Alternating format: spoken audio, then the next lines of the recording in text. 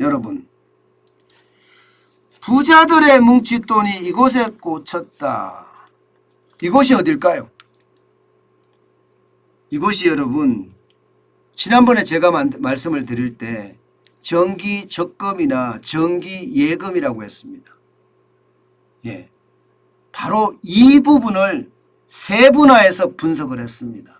그랬더니 6개월 미만의 단기 수신 쪽으로 많이 쏠렸습니다. 단기 수신이 전년 대비 증가한 부분을 보면 여러분, 와, 어마어마합니다. 211조 6천억 원이나 늘었습니다. 211조 6천억 원이요. 진짜 대단하죠. 전년 대비해서 11.6%가 여러분 단기 수신으로 꽂혔다는 뜻이에요. 부자들이요, 6개월 단위, 6개월 미만 단위 여기에다가 돈을 집어넣고 있다는 이야기입니다. 전체 금액도 어마어마합니다. 여러분 보세요. 2022년 4월 현재 2027조 7천억 원이에요. 2020년 1월에 1446조 6천억 원에 비하면 어마어마한 금액이죠. 진짜 어마어마한 금액입니다. 그 금액이 단기 수신, 그러니까 한 달짜리 정기예금 아니면 세 달짜리 정기예금, 뭐 길어도 6개월짜리 정기예금에 지금 넣어 있다는 뜻이에요. 이것은 어째 보면 말입니다. 여러분, 시장에 대한 어떤 뭐라고 해야 되나, 관망세가 굉장히 두드러진다 이렇게 표현할 수가 있어요. 왜냐고요? 여러분 이거 한번 보세요. 일반적으로 금리를 2번씩 인상하잖아요. 2번씩. 기준금리를 지금 5번 인상했잖아요. 작년 8월, 작년 11월, 올 1월, 그리고 4월, 5월 이렇게 금리를 5번 인상했습니다. 이렇게 5번을 인상을 하면 여러분 일반적으로 장기에다 그냥 넣어둡니다. 장기에다가 2번 이상 되면. 지금까지 보면 여러분 금리를 이렇게 2번 이상 인상한 시기 2005년 10월부터 2006년 8월까지 이때도 2번 이상 인상을 했거든요. 그때는 보면 말입니다. 이게 17.4% 늘어나는 데 그쳤습니다. 17.4%. 그리고 2기 때는요. 2007년 7월에서 2008년 8월까지는 80.5%가 늘어나기도 했어요. 이때는 진짜 많이 늘어났죠. 그리고 세 번째는요. 2010년 7월에서 2011년 6월까지인데 16.6%가 늘었고요. 그리고 네 번째 2017년 11월에서 2018년 11월까지 1년 동안 25.9%가 늘어났습니다. 그런데 지금 2021년 7월부터 2022년 4월까지 66.5%가 늘어났어요. 정기예금 증가율이요. 금리 인상할 때는 이게 단기 비중이 일반적으로 줄어들거든요. 장기로 늘어나는 게 일반적이거든요.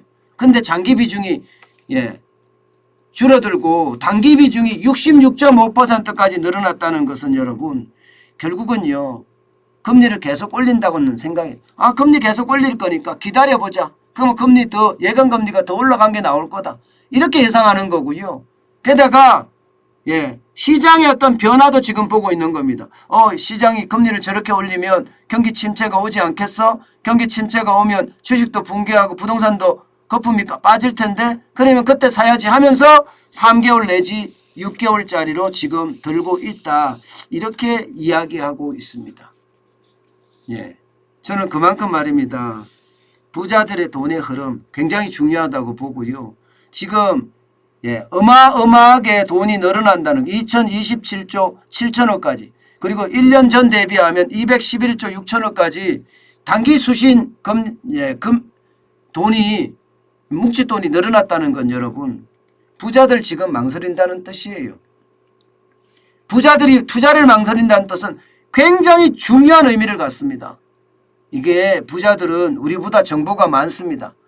굉장한 정보를 많이 가지고 있는 사람들이 지금 투자하지 않고 3개월짜리 단기 정기예금, 6개월짜리 장기 정기예금에 돈을 쏟아붓는다는 것은 그만큼 시장이 불안하다. 그래서 나는 기다리겠다. 언제 그 기회가 오면 이 돈을 풀어서 주식을 사든 부동산을 사든 하겠다. 이런 뜻입니다. 여러분, 부자들의 어떤 투자 패턴은 우리가 알아야 될 아주 중요한 요소 중에 하나라는 사실, 여러분들도 오늘 기억하고 우리도 그렇게 준비를 해가자고요.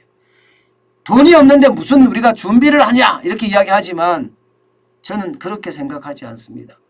돈이 없을 때일수록 내가 어떻게 움직일 것인가, 그래서 돈을 어떻게 모을 것인가 더 고민하게 되면요, 움직이면 그 뜻이 이루어집니다.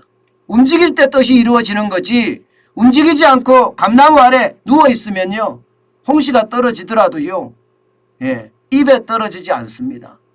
배에 떨어지고 머리에 떨어지고 엉망으로 떨어집니다. 차라리 그거보다가 우리가 직접 감나무에 올라가서 홍시를 따자고요. 그게 결국 우리가 성공할 수 있는 지름길이니까요. 움직이세요. 움직이는 것은 부자가 될 수 있는 지름길이니까 지금 움직이면 그만큼 부자가 더 빨리 될 수 있다, 이런 얘기입니다. 나이요? 상관없습니다. 성별이요? 상관없습니다. 나이가 많았다고 해서 돈을 못 버느냐? 절대 아닙니다. 제가 일품한우 이야기를 자주 드리죠. 김치영 회장인가요? 나이 71에 창업했어요.